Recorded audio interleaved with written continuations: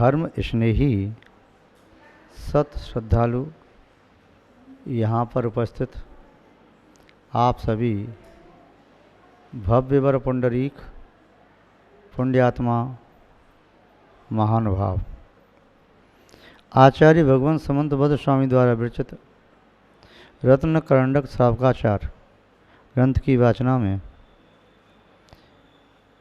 आचार्य महोदय श्रावकों के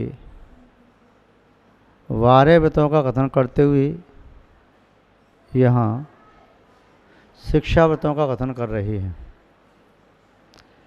शिक्षा व्रतों में देशावकाश व्रत है, उसके संबंध में बता रहे हैं कि देशावकाश व्रत कैसे लेना चाहिए, उसमें क्षेत्र की मर्यादा कैसे करें, निश्चित समय के लिए क्षेत्र की मर्यादा करना। वह क्षेत्र मर्यादा की विधि आचार्य श्री के शब्दों में किस प्रकार है तो देखते हैं। गृहारी ग्रामाणाम क्षेत्र नदी दाव योजना नाम च देशावकाशकस्य स्मृति शीमनाम तपोवृद्धा। श्लोक नंबर 93। आचार्य महोदय कह रही हैं, गृह हारी माने गली मोहल्ला व छावनी, ग्रामाणाम ग्राम क्षेत्र एक कोई निश्चित क्षेत्र जो किसी बाउंड्री से घिरा हुआ है, पहाड़ी से घिरा हुआ है, नदी से घिरा हुआ है, एक भूखंड, नदी तक की सीमा, दाव जंगल वन, आप योजना नाम से योजनों की मर्यादा करके कितनी योजन तक कैसे जाते।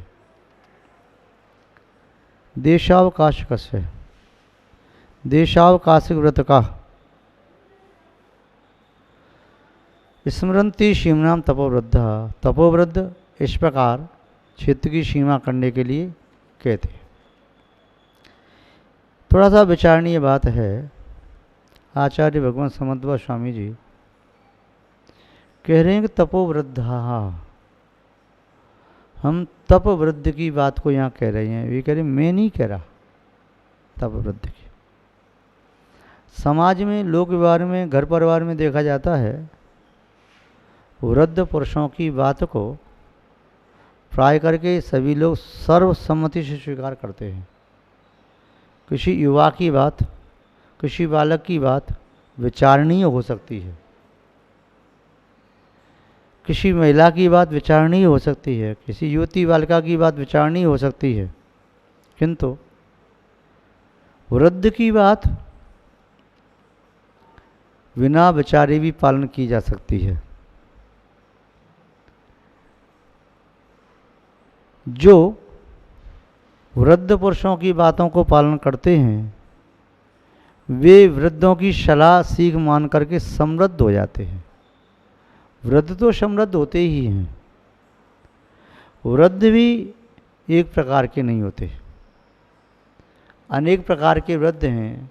फिर भी प्राय करके जन सामान्य में जो वृद्धत्व को प्राप्त है वह उच्च आसन पर विराजित होता है।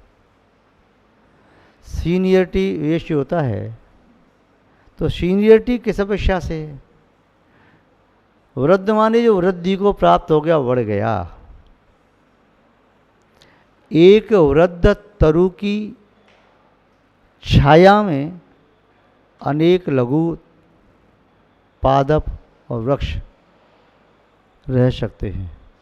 एक वृद्ध वृक्ष की छाया में अनेक मनुष्य पशु पक्षी आदि आश्रय पा सकते हैं। वृद्ध के पास वह होता है जो वृद्धत्व से हीन किसी के पास नहीं होता। एक केश वृद्ध होता है, केश वृद्ध का से होता है जिसके वाल सफ़ेद हो गए हैं। फिर वह बार बार कहता है, जब कोई बात आती है, अरे भाई ये मैंने बाल खड़िया से सफ़ेद नहीं किए, ये देखो मेरे बाल सफ़ेद ऐसे नहीं अनुभव से हुए। तो व्यक्ति कहता बड़ा अनुभवी व्यक्ति है भैया, हम काले बाल वाले हैं। काले बाल वाले व्यक्ति पीछे, सफ़ेद बाल वाले व्यक्ति आगे। ऐसे ही संयम के क्षेत्र में जो दीर्घ है, वृद्ध है, उसका अल्प समय का संयमी प्रणाम करता है, सम्मान करता, विनय करता है, उससे कुछ अनुभव की बात प्राप्त करना चाहता है।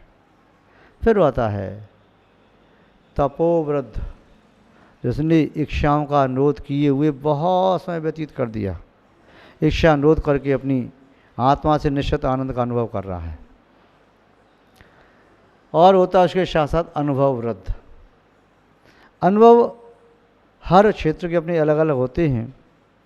किसान को खेती का अनुभव, वृद्ध किसान को, वृद्ध डॉक्टर को अपनी डॉक्टरी के पेशा का अनुभव, वकील को वकालत का अनुभव, इंजीनियर अभियंता है उसको उधर टेक्निकल जो है उसका अनुभव, या कोई केमिस्ट्री का प्रोफेसर है तो उसे रसायन संबंधी अनुभव, या कोई भौतिक विज्ञान में आगे है तो उसे उसका अनुभव, अन्य प्रकार का वैज्ञानिक उस प्रकार का अनुभव, व्यापारी को व्यापार करने का अनुभव, उद्योगपति को उद्योगपति होने का अनुभव, नेता को राजनीति करने का अनुभव। तो वो अनुभव सबके अपने अपने क्षेत्र के अलग अलग होते हैं। इसलिए आचार्य महाराज ने यहाँ पर अनुभववृद्ध शब्द का प्रयोग नहीं किया, उन्होंने किया तपोवृद्ध। तपोवृद्ध कौन होते हैं? तपोवृद्ध होते हैं केवली भगवान। केवली भगवान तपोवृद्ध होते हैं। क्यों? तप का प्रारंभ छठवें स्थान से होता है, उसके पहले तप का प्रारंभ नहीं है। बिना संयम के, बिना चारित्र के तप नहीं होता। चौथे गुणस्थान वाला अचारित्रवान है, असंयमी है। जब चारित्र असंयमी ही नहीं है तो तप कहाँ से? पंचम गुणस्थान वाला देशवती, उसके पास एक देश चारित्र है या एक देश संयम है, तो वहाँ भी तप की उत्पत्ति संभव नहीं है। जैसे शुष्क मिट्टी में धान्य पैदा नहीं की जा सकती, ऐसे ही अल्प संयम में तप की निष्पत्ति नहीं होती, तप की भावना होती है। छठवें स्थान में तप प्रारंभ होता है, इसलिए छठवें स्थान से नीचे वाले को तपस्वी नहीं कहा। वह तप करता है। तप की परिभाषा इच्छाओं को रोकना, इंद्रियों पर विजय प्राप्त करना। तप जिन आगम में दो प्रकार के कहे हैं, बहिरंग तप और अंतरंग तप। अनशन, अवमोदर्य, रस परित्याग, वृत्ति परिसंख्यान, विविक्त शय्यासन और काय क्लेश, ये 6 बहिरंग तप हैं। क्यों? इसे मिथ्या दृष्टि भी तप सकता है, ये बाहर से देखने में आते हैं। 6 अंतरंग के तप हैं जिसे समुदृष्टि तप सकता है। प्रायश्चित, विनय, वैयावृत्ति, स्वाध्याय, व्युत्सर्ग और ध्यान। ध्यान तप श्रेष्ठ तप है, और श्रेष्ठ तप को कौन प्राप्त करता है? जो उच्चतम अवस्था को प्राप्त कर गया। ये 6 बाह्य तप छठवें स्थान में संभव हैं। 5 प्रकार के तप, अंतरंग तप, वह प्रारंभ होते हैं धर्म ध्यान से। निर्विकल्प धर्म ध्यान का प्रारंभ होता है सप्तम स्थान से। उसके पहले भावना, अनुभावना और चिंतन होता है। फिर वह धर्म ध्यान करता है, आगे बढ़ता जाता है। धर्म ध्यान चलता है 10वें गुणस्थान तक, क्योंकि वहाँ कषाय है। इसलिए कोई आचार्य धर्म ध्यान को 10वें गुणस्थान तक मानते हैं, तो कोई आचार्य बोलते 7वें तक। अष्टम गुणस्थान में श्रेणी का प्रारंभ हो जाता है।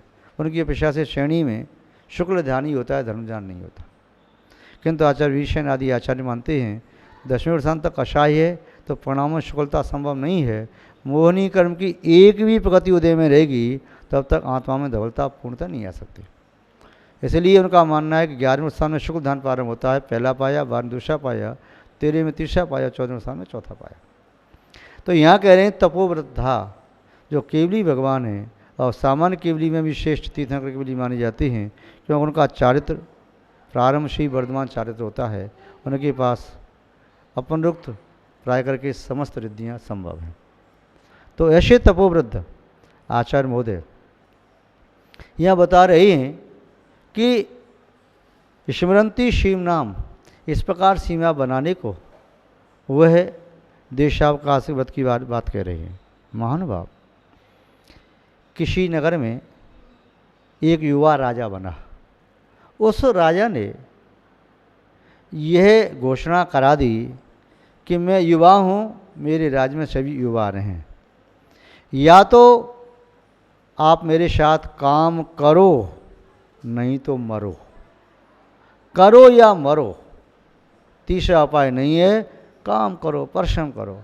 जो कार्य करने में असमर्थ थे वे वृद्ध, उनको राजा ने कहा इन्हें मेरे नगर से, देश से बाहर निकालो, जंगल में छोड़ करके आओ।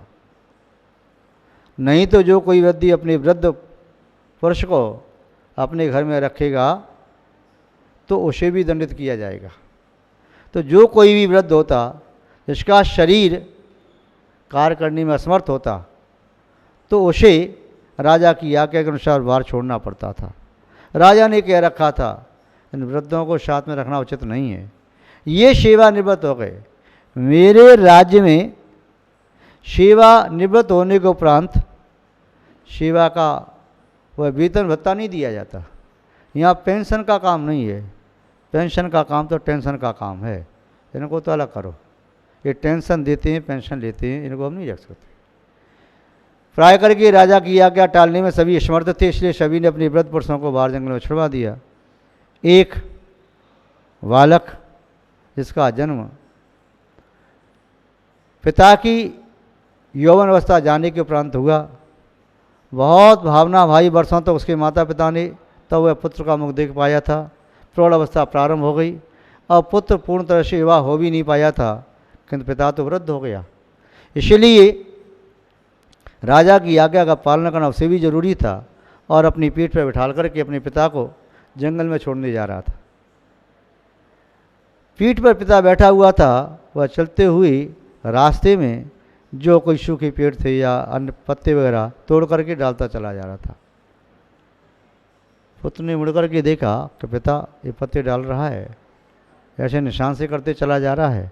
उसने कहा पिताजी क्या कर रहे हो? शायद आपका मन ये है कि मैं आपको वहाँ छोड़ करके आऊँगा तो इसी रास्ते से लौट करके आप आ जाएंगे। उसने कहा बेटा नहीं, मुझे पिता की राजा की आज्ञा का उल्लंघन नहीं करना, तुम्हें दंडित नहीं कराना चाहता। मैं तो तुम्हें यहाँ छोड़ के आओगे, चला जाऊँगा, कोई बात नहीं। किंतु मैंने सुना है कि जो कोई भी युवा पुरुष अपने माता पिता को यहाँ छोड़ने के लिए आते हैं तो ये रास्ता भूल भुलैया वाला रास्ता है। प्राय करके कई लोग भटक जाते हैं और जंगल के हिंसक जंतुओं का शिकार बन जाते हैं। तू कहीं रास्ता भटक नहीं जाए, इसलिए मैं ये निशान करता चला जा रहा हूँ। तुझको वहाँ जाके कह देता बेटा ये निशान में करते आया हूँ, तो देखते देखते चले जाना। पुत्र सुन करके बड़ा भावुक हुआ, आंखों में आंसू आ गए। उसने कहा मेरा पिता अपनी मृत्यु से नहीं घबरा रहा है, वे मेरे आशंकित कष्ट को देख करके दुखी हो रहा है। उसने कहा पिताजी मैं आपको छोड़ने नहीं जाऊंगा। लौटा के घर ले आया, घर लाया और छुपा करके अपने घर में रखे रहा। एक दिन राजा ने कहा कि मेरे नगर में कोई वृद्ध तो नहीं है। मंत्री ने कहा महाराज मैं इसकी परीक्षा ले लेता हूँ। क्या परीक्षा है? देखो महाराज मैं घोषणा करता हूँ। घोषणा की कि ऐसा कौन सा व्यक्ति है जो राख की रस्सी बना करके ला सकता है। कहा, सब ने देखा कि संभव है असंभव है। वह युवा अपने पिता के पास गया, कहा कि ऐसी घोषणा की है जो राख की रस्सी बना करके राजा के सामने प्रस्तुत कर दे तो उसे उचित पारितोषिक मिलेगा और मुझे उचित धन मिल जाएगा। यदि कोई आपके पास युक्ति हो तो बता दो, आप तो वही वृद्ध हैं। उसने कहा सरल सा उपाय है, रस्सी ले जाओ थाली में रख करके और पूरे राजा के सामने पहुंचने के तुरंत पहले रस्सी को जला देना और रस्सी राख की बनी हुई रस्सी राजा को दिखा देना, अर्पण कर देना महाराज ये राख की रस्सी बनी हुई है। उसने ऐसा ही किया, पुरस्कार मिला। दूसरी बार पुनः घोषणा की मंत्री ने कि जो कंगन है वह कंगन सोने का कंगन पानी में डालो, एक चावल का दाना डालो डूब जाता है, ये कंगन है सोने का, इस कंगन को पानी में कौन तैरा सकता है? सब लोग कहते असंभव, ऐसा कैसे हो सकता है? बोले महाराज एक व्यक्ति खड़ा हुआ, मैं तैरा सकता हूँ। कैसे? इसको पीट पीट के चद्दर बना दूंगा तो तैर जाएगा। नहीं, कंगन को तोड़ना नहीं है, ज्यों की त्यों तैराना है। ठीक है। पिता के पास गया, पूछा बेटा कोई बात नहीं, चलो पाइए, इस कंगन में छेद है, इस कंगन के छेद से इधर और इधर बाँस की लकड़ी लगा दो, कंगन के बीच में फंसा दो, डाल दो, लकड़ी बाँस की वो डूबेगी नहीं, कंगन भी तैरता चला जाएगा। उसने ऐसा ही किया। राजा ने कहा ये तो बहुत अच्छा है। मंत्री ने कहा महाराज लगता है इसमें कुछ गड़बड़ है, कोई ना कोई बात है। तीसरा अपने काम सौंपा, एक ऐसा मूंगा दे दिया, जो मूंगा था तो बहुत बड़ा, उसमें छेद बारीक था और छेद भी सीधा नहीं था, यूँ टेढ़ा मेढ़ा छेद था। अब कहा इस छेद में लोहे का तार नहीं, प्लास्टिक का तार नहीं, कच्चा सूत का धागा डालना है। अब कैसे जाएगा उसमें? तो अनाउंस किया तो पुनः वो शिवानी ने अपने पिता से पूछा, कहा बेटा सरल काम है, इस कच्चे सूत के धागे के मुंह पर थोड़ा सा गुड़ लगा दो और जहाँ पर लाल चींटी छोटी वाली चींटी होती है उसके बिल के पास रख दो। वह चींटी वहाँ पर अंदर घुसी और उसको गुड़ को खाने के लिए अंदर गई और मुँह से पकड़ के लाया तो खींचती हुई धागे को अंदर ले गई। धागा आर पार हो गया, राजा को भेंट कर दिया। मान भाव। मंत्री ने कहा हमारा अवश्य ही इसमें के घर में कोई वृद्ध है। पता लगाया, कहा महाराज क्षमा करें, आपने मुझे 3 काम का 3 पुरस्कार दिया, मुझे अभयदान दें तो अपनी बात मैं कहूँ, अभयदान दिया जाता है। महाराज मेरे वृद्ध पिता हैं, उन्होंने इस बात कही। राजा की समझ में आया कि वृद्धों के पास जो ज्ञान का भंडार है, जो अनुभव का भंडार है, युवा के पास नहीं हो सकता। इसलिए आप सभी भी वृद्धों का सम्मान करो। तो तपोबद्ध केवली भगवान ने कहा है कि देशावकाशवत की सीमा इस प्रकार बनाना चाहिए। आप सभी श्रावक शक्ति अनुसार देशावकाशवत का पालन करें। हम आपके प्रति मंगल भावना भाते हैं। इसी के साथ शब्द श्रृंखला को विराम देते हैं। जय बोले श्री शांतनाथ भगवान की, परम पूज्य आचार्य गुरुदेव श्री विद्यानंद जी महाराज की, अहिंसामय विश्व धर्म की।